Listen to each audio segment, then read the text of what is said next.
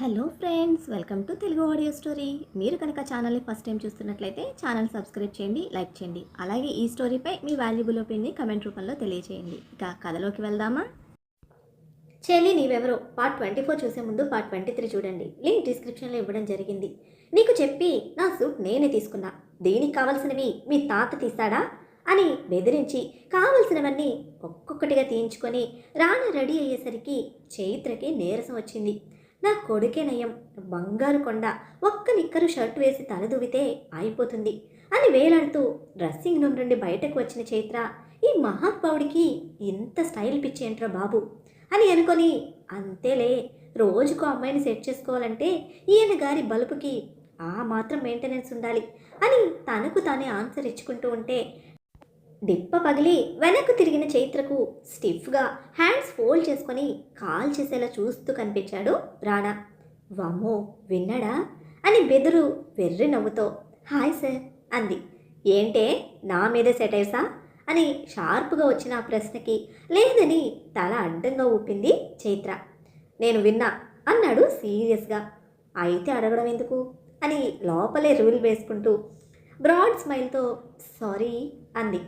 తొక్కిపెట్టి నార తీస్తా, తిక్క తిన్నగా సెట్ అవుతుంది పదా అని కసిరి తన న్యాచురల్ వాకింగ్ స్టైల్లో రాణా వెళ్తూ ఉంటే రాక్షసుడికి ఏ మాత్రం తక్కువ లేడు అని అనుకుంటూనే పరుగులాంటి నడకతో అతన్ని అనుసరించింది చైత్ర. బ్రేక్ఫాస్ట్ స్కిప్ చేసి స్ట్రైట్గా చైత్రతో పాటే ఆఫీస్కి వచ్చాడు రాణా. అక్కడే అసలు టెన్షన్ స్టార్ట్ అయింది చైత్రకు. తనతో పాటు ఛాంబర్కి రమ్మని ప్యూర్ని పిలిచి టేబుల్ సెట్ చేయడంతో ఇక్కడ నేను ఎలా వర్క్ చేస్తాను సార్ అని అడిగింది చైత్ర. నీ క్యాబిన్లో ఎలా వర్క్ చేసావో అలాగే అని బ్లాక్ ఫేస్తో ఆన్సర్ ఇచ్చాడు రాణా. బట్ నాకు ఇక్కడ స్పేస్ ఉండదు సార్ అని అనడంతో ఛాంబర్ మొత్తం కళ్ళు తిప్పి చూస్తున్న రాణా రెస్పాన్స్కి నేను అనింది ఆ స్పేస్ కాదు సార్, నాకు మీతో పాటు ఇక్కడ వర్క్ చేయడం కష్టం సార్, నాకు పర్సనల్ స్పేస్ ఉండదని క్లారిటీ ఇచ్చింది. నీ పర్సనల్ స్పేస్లో చేసిన ఫ్రాడ్స్ చాలు, ఇక మీదట నేను చెప్పిందే చేయాలి, నా కళ్ళ ముందే ఉండాలి అని ఆర్డర్ వేసి చైత్రకు మరొక మాట అడిగే ఛాన్స్ లేకుండా చేశాడు రాణా. మాటకు ముందు ఫ్రాడ్ చీటర్ అంటూ ఉంటే చేయని తప్పుకు ఆ పెయిన్ తీసుకుంటున్న తను బలంగా డిసైడ్ అయింది. ఫాస్ట్గా ఈ మిస్టేక్ ఎలా జరిగిందో తెలుసుకొని వీడి నోరు మూయించాలి అని ఆలోచనలతో అలాగే నిలబడ్డ చైత్ర టేబుల్ సెట్ చేసింది కూడా అబ్జర్వ్ చేయలేదు. ఏయ్, నిలబడి చించింది చాలు, వెళ్ళి వర్క్ స్టార్ట్ చేయి అని రాణా ఆర్డర్ వేయడంతో తన ప్లేస్కి వెళ్ళి పవర్ పాయింట్స్ అన్నీ చెక్ చేసుకొని సిస్టమ్ ఆన్ చేసింది. ఎంత వర్క్లో ఇన్వాల్వ్ అవుదామనుకున్నా చైత్ర వల్ల కావడం లేదు. రాణా కళ్ళ ముందు ఉండమంటే ఏదోలా ఉంది తనకు. రోజుకు ఒక అమ్మాయితో తిరిగి అతని క్యారెక్టర్కి భయంగా కంపరంగా అనిపిస్తూ నిమిషానికి ఒకసారి రాణని చూస్తూ ఉంది. పని రాక్షసుడని బిరుదును సార్థకం చేస్తూ సీరియస్గా ఫుల్ డెడికేషన్తో వర్క్ చేస్తూ ఉన్నాడు రాణా. చూడడం లేదు అని తనకు తాను ఎన్నిసార్లు చెప్పుకున్నా మళ్ళీ మళ్ళీ అదే ఆలోచనతో రాణానే చూస్తున్న చైత్రను వాట్స్ యువర్ ప్రాబ్లం అని అడిగాడు తనను చూడకుండానే. కనీసం తనను చూడకుండానే తను చూస్తున్న విషయం గమనించి అడిగిన అతని స్మార్ట్నెస్కి షాక్ అయ్యి లేచి నిలబడింది. రాణా టేబుల్కి కార్నర్గా ఉంది Chaitra table. Clear visual angle అది. అంతకుముందు అక్కడ ఒక ఇంపోర్టెడ్ షో పీస్ ఉండేది, దాని ప్లేస్లో చైత్ర టేబుల్ సెట్ చేశారు. నాకు ఇక్కడ డిస్టర్బ్డ్గా ఉంది సార్ అని టేబుల్ ఎడ్జెస్ని నలిపేస్తూ ఇబ్బందిగా చెప్పింది చైత్ర. నీ ఓవర్ స్మార్ట్నెస్కి అలాగే ఉంటుంది అని తలెత్తి చూసిన రాణా ఫేస్ ఎక్స్ప్రెషన్ నార్మల్గా ఉండడంతో మీ గురించి తెలిసి మీ ముందు ఇలా వర్క్ చేయడం నా వల్ల కాదు సార్ అని తన మనసులో ఉన్నది చెప్పేసింది చైత్ర. నా గురించా అని అంటూనే కళ్ళు చిన్నవి చేశాడు రాణా. మీరు నా ముందే ఆ రోజు ఆ అమ్మాయిని అది అది అంటూ కిస్ చేశారని చెప్పలేక నాంచుతూ ఉంటే చైత్ర చెప్పాలనుకున్నది గెస్ చేసిన రాణా, ఏ మెంటల్ దానా, బుర్ర పనిచేస్తుందా నీకు, అసలు వర్క్ చేయడానికి వచ్చావా, నన్ను టెంప్ట్ చేయడానికి వచ్చావా అని సీరియస్ అవుతూ దిగ్గున లేచాడు. మీ కళ్ళ ముందు ఇలా వర్క్ చేస్తే నా బుర్ర నిజంగా పని చేయదు సార్ అని ఓపెన్ అయ్యింది, ఇక వెయిట్ క్యారీ చేయలేక. స్టూపిడ్ అని తిడుతూ దూకుడుగా చైత్ర మీదకు వచ్చిన రాణా లాస్ట్ సెకండ్లో కంట్రోల్ అవుతూ టేబుల్ మీద పంచిచ్చి చైత్ర కళ్ళలో సక్సెస్ఫుల్గా భయంతో కన్నీళ్లు రప్పించాడు. మెంటల్, నన్ను రెచ్చగొట్టి నువ్వెందుకు ఏడుస్తున్నావు అని కోపాన్ని కంట్రోల్ చేస్తూ అడిగితే, నేను ఏది అడిగినా మీకు కోపం వస్తుంది, మీరు ఏం చేసినా నేను ఏది అడగకూడదు, ఏదైనా అడిగితే ఇలా కోపంతో అన్ని పగలు కొట్టేసి మళ్ళీ వాటి లాస్ నన్నే పే చేయమంటారు. మీకు అమ్మాయిలు పిచ్చుంది, అందుకే నేను మీ ఛాంబర్లో ఉండను అంటున్నాను. దీనికి మీరు కోపం తెచ్చుకొని నన్ను భయపెడితే మాత్రం మీకున్న పిచ్చి నిజం కాకుండా పోతుందా అని క్రయింగ్ ఫేస్తో సూటిగా అడిగింది చైత్ర. నాకున్న పిచ్చికి నీకేంటి సంబంధం అని పళ్ళు బిగించాడు. అదేంటి సార్ అలా అంటారు, నేను అమ్మాయిని, నా ముందే అమ్మాయితో అలా అని బ్రేక్ ఇచ్చిన చైత్ర పాపకి కిస్ అనే వర్డ్ మింగేసి, మీరు చేశారు కదా అంది గుచ్చి గుచ్చి చూస్తూ. అయితే అదే నా భయం, ఆ రోజు లిఫ్ట్లో కూడా నన్ను అలా చేయడానికి ట్రై చేశారు అని తెచ్చిపెట్టుకున్న బింకంతో గట్టిగా చెప్తూ ఉంటే సడన్గా చైత్ర మీదకు వంగాడు రాణా. టేబుల్ మీద హ్యాండ్స్ హోల్డ్ చేసి ముందుకు బెండైన రాణా స్పీడ్కి దెబ్బకి వాగుడు మ్యూట్ చేసి ఆటోమేటిక్గా వెనక్కి బెండైన చైత్ర ఫింగర్స్తో లిప్స్ కవర్ చేసుకుంది. పత్తికాయలా పొడుచుకొస్తున్న తన గుడ్లలో భయానికి, నీకు నువ్వేమని ఫీల్ అవుతున్నావే అని గాంభీర్యంగా అడిగాడు రాణా. లిప్స్ ఓపెన్ చేస్తే ఎక్కడ కిస్ చేస్తాడోనన్న భయంతో టపటప కళ్ళార్పుతూ తల మాత్రం అడ్డంగా కదిపింది, ఫింగర్స్తో మరింతగా లిప్స్ దాచుకుంటూ. నువ్వేమీ ఇంద్రలోకపు సుందరివి కాదు, భూలోక హీరోయిన్వి కాదు, ఆఫ్టర్ ఆల్ ఒక నార్మల్ యావరేజ్ ఫిగర్వి. నీలాంటి ఫిగర్స్తో నాకు పని లేదు. చిటిక వేస్తే, జస్ట్ ఒక్క చిటిక వేస్తే నీకన్నా 10 times సెక్సీగా హాట్గా ఉండే ఫిగర్స్ వచ్చి నాతో పడుకుంటాయి. నువ్వు ఓవర్ స్మార్ట్గా బిల్డప్ ఇస్తూ నన్ను రెచ్చగొట్టావంటే నాకు ఇంట్రెస్ట్ లేకపోయినా నీ భయాన్ని నిజం చేసి చూపిస్తా అంటూ రాణ మరింత బెండ్ అవుతూ ఉంటే తన నుంచి డిస్టెన్స్ మెయింటైన్ చేయడానికి భయంతో ఇంకా ఇంకా వెనక్కి బెండ్ అవుతున్న చైత్ర నడ్డి బ్యాలెన్స్ తప్పి డబ్బున కింద పడింది. తను పడింది అన్న కన్సర్న్ కూడా లేకుండా, నువ్వు దాచుకుంటున్న ఈ లిప్స్ దగ్గర ఆగను, నీ బాడీ మొత్తం టేస్ట్ చేసి నీ మోజు తీరుస్తా అని వార్నింగ్ ఇవ్వడంతో కళ్ళ నిండా నీళ్లు కక్కుతూ భయం ప్లస్ అసహ్యంతో ఛీ అంటూ ముఖం తిప్పేసింది చైత్ర. కింద పడడంతో సారీ మిస్ప్లేస్ అయ్యి కనిపిస్తున్న నడుము వంపు మీద కళ్ళు నిలిపి చైత్ర రెక్కపట్టి పైకి లేపి చైర్లో పడేశాడు రాణా. నన్ను టెంప్ట్ చేసే ప్రోగ్రాం బంద్ చేసి నీ వర్క్ స్టార్ట్ చేయి అని స్ట్రైట్గా పర్సనల్ రూమ్లోకి వెళ్ళాడు రాణా. రాణా ఇచ్చిన వార్నింగ్తో గుండె బుల్లెట్ ట్రైన్లా కొట్టుకుంటూ ఉంటే కళ్ళు తుడుచుకుని దాన్ని కంట్రోల్ చేస్తూ టేబుల్ మీద వాలింది చైత్ర. కందిబద్దంత పుట్టుమచ్చ తన నడుముకే సొంతం అన్నట్టు ఊరిస్తూ ఉంటే అది కనబడిన ప్రతిసారి సెన్స్ మిస్ అవుతున్న తనని మిర్రర్లో చూసుకుంటూ ఉన్నాడు రాణా. తల విదిలించి ఆ ఫీల్ వెయిట్ దించుకొని ఫేస్ వాష్ చేసుకుంటే చేతి మీద నిన్నటి లక్కీ బైట్ మార్క్ కనిపించి చూశాడు. దీన్నంటే వాడికి ఎంత కోపం అని లక్కీ గుండ్రటి కళ్ళలోని కోపాన్ని గుర్తు తెచ్చుకుంటూ బైట్ మార్క్స్ టచ్ చేస్తూ ఉన్న రాణా పెదవులు విచ్చుకున్నాయి. అమ్మని ప్రేమించడంలో డబ్బలు ఉన్నావురా నువ్వు. 100% నేను నా విషయంలో నేను బ్రేక్ చేయలేను. నీ పుట్టుకకు కారణమైన వాడెవడో కానీ వాడి గురించి నీకు ఎంతవరకు తెలుసు అని ఆలోచిస్తున్న రాణా వెంటనే ఇర్రిటేటెడ్గా ఫీల్ అయ్యాడు. ఫేస్ వాష్ చేసుకొని రూమ్లోకి వచ్చి టవల్తో ముఖం తుడుచుకొని మళ్ళీ హెయిర్ సెట్ చేసుకొని తిరిగి ఆఫీస్ ఛాంబర్లోకి వచ్చేప్పటికి తన వర్క్లో సీరియస్గా ఉంది చైత్ర. తన ఫేస్ చూసి కిందకు దిగుతున్న కళ్ళను శారీతో కవర్ చేసి ఉన్న చైత్ర నడుము మీద నుంచి డైవర్ట్ చేసి వర్క్లో సెటిల్ అయ్యాడు రాణా. ఆఫ్టర్నూన్ వరకు వర్క్లో బిజీగా గడిపేసిన చైత్ర లంచ్ టైంకు ఫోన్ తీసుకొని ఎవరికో చేసి మాట్లాడుతూ ఉంది. తన ఫోన్లో చిన్నగా మాట్లాడుతూ ఉంటే ఎవరు అని అడిగాడు రాణా. ప్రతిదీ చెప్పాలా అన్నట్టు అసహనంతో చూసింది చైత్ర. తన ఫీలింగ్ ఇగ్నోర్ చేస్తూ హూ ఇస్ దట్ అని సీరియస్గా అడిగాడు ఈసారి. పర్సనల్ సార్ అంది చెప్పడానికి ఇష్టపడక. ఎవ్రీ టైం నాతో చెప్పించుకోకు Chaitra, you are my personal. ఇక్కడ నేను ఎందుకు లాక్ చేశానో యు నో వెరీ వెల్. నీకు ఈ మాత్రం స్పేస్ ఇచ్చినందుకు సంతోషించు అని సీరియస్ అవుతూ ఉంటే, లక్కీ స్కూల్ అయ్యమ్మ సార్, వాడికి హాఫ్ డేనే స్కూల్. నా జాబ్ గురించి నేను ఫుల్ టైం వాడిని స్కూల్లో ఉంచుతాను.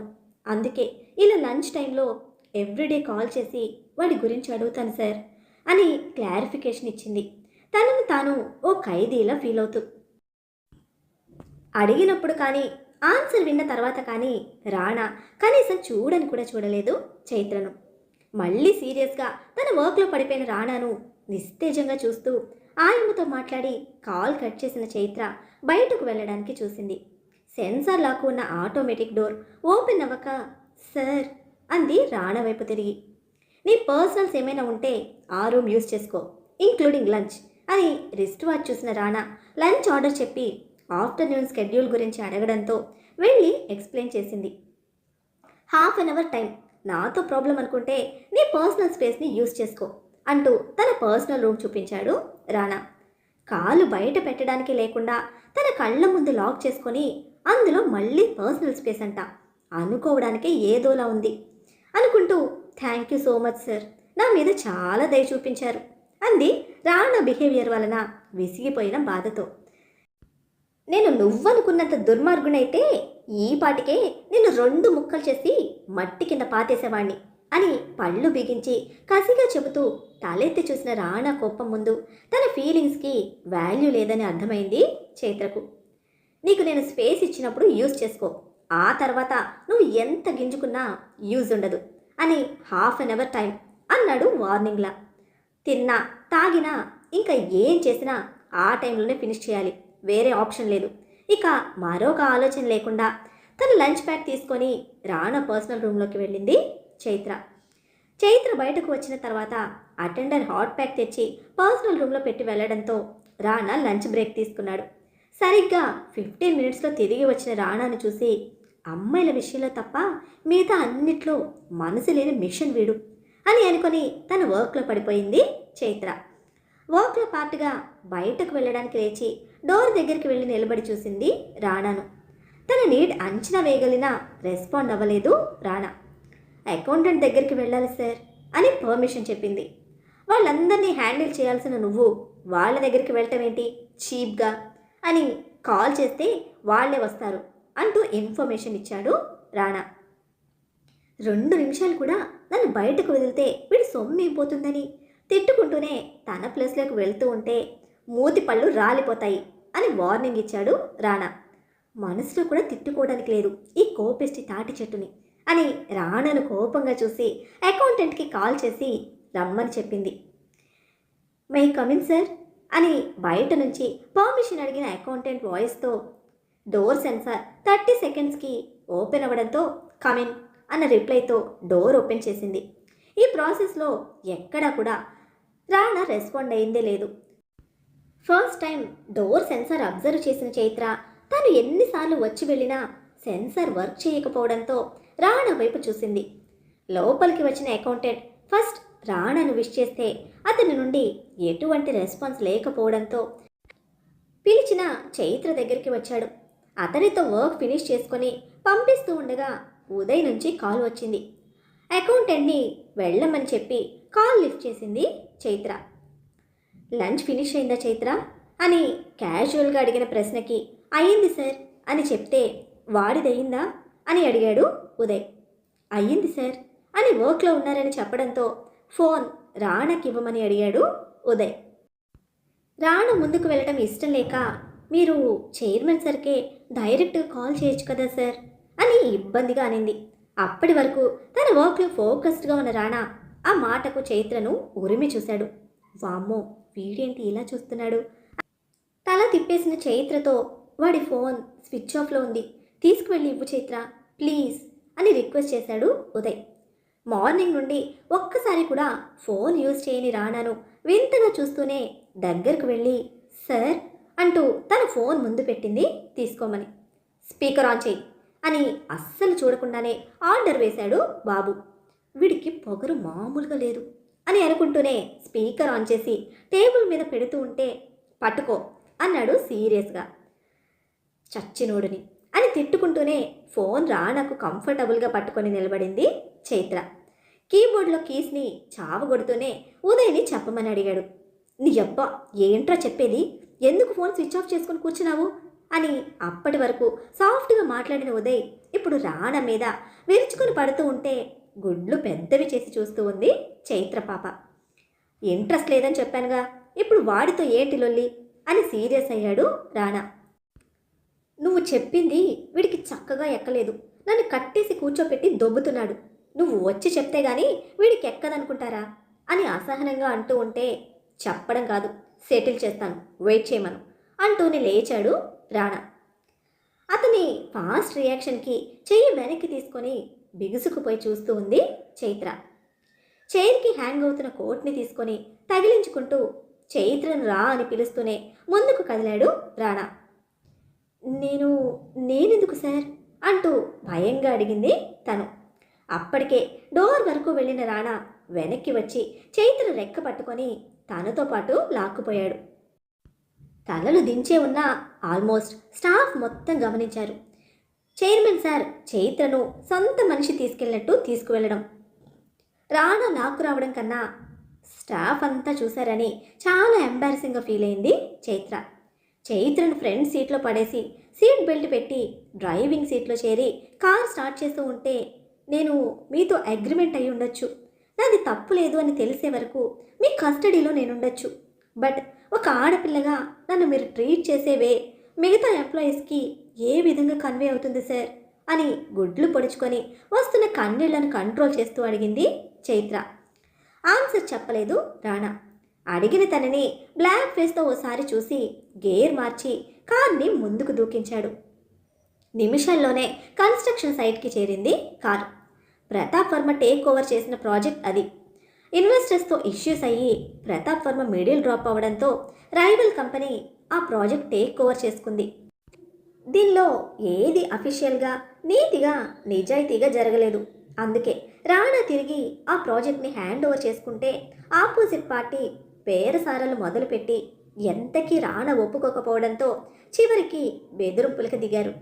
సైట్లోకి ఎంటర్ అవ్వడమే స్ట్రైట్గా 6th ఫ్లోర్లో కట్టేసున్న ఉదయ్ దగ్గరికి తీసుకువెళ్ళాడు రౌడీ వెధవలు.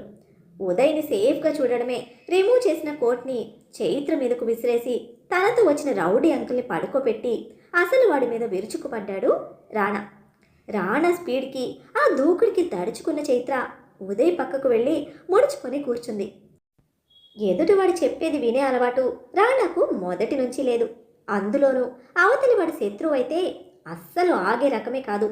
అసలు వాడితో సహా అందరి అకౌంట్లు 10 నిమిషాల్లో సెటిల్ చేసి ఉదయ్ కోసం అతని దగ్గరికి వస్తూ ఉంటే అప్పటి వరకు అక్కడే బెదురుగా కూర్చున్న చైత్ర రాణా అటు రావడమే భయంతో దిగ్గున లేచి కిందకి పరుగు. ఏయ్ పడతావు స్లోగా అని రాణా వెనక నుండి వాన్ చేస్తూ ఉంటే ఇంకా బెదురుతుందే గాని అస్సలు ఆగలేదు కిందకు వెళ్లే వరకు. మరి మన రాణాబాబు విశ్వరూపం చూసిన చైత్ర పరుగు ఎక్కడ ఆగనుంది? ఈ సీరియస్ సింహం ముందు మన చిట్టెలుక రేపటి నుండి ఎలా ఉండబోతోంది? రాణా చైత్రల ప్రయాణం ప్రణయంగా మారనుందా, లేక ఊహించని అవరోధం రానుందా? ముందు ఏం జరుగుతుందో తెలుసుకోవాలంటే నెక్స్ట్ ఎపిసోడ్ని ఫాలో చేయండి. అలానే ఈ ఎపిసోడ్ని లైక్ చేయడం మాత్రం మర్చిపోకండి. Bye friends.